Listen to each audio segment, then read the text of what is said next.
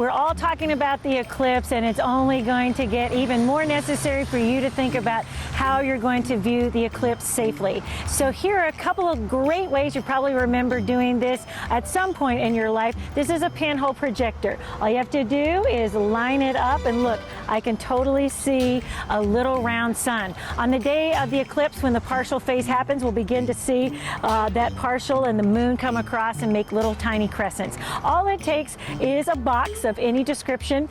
You'll put a piece of aluminum foil here, a little pinhole, and then on the inside of the box, which was already white, I put a little bit of white paper there. And solar physicists taught me this trick to make a little window here, so as I line it up, I can take and peer from it just like I'm looking through a camera.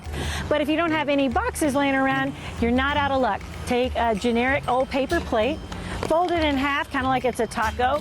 Take a hole puncher and just barely grab it right there in the middle. All right, we've made us a hole. Now check this out. If I hold this up to the sun, look, that's what happens. We see the shape of the sun on that white paper plate. You can use a colander. There are so many ways that you can capture. For example, take a look at this. This is shining down here.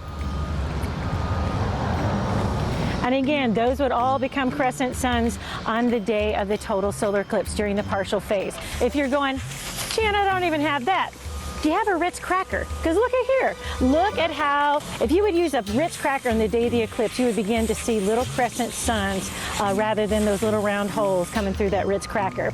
So be it box, colander, or cracker, there are many ways to make your own pinhole, projector, and camera for the big total solar eclipse coming up April 8th, 2024.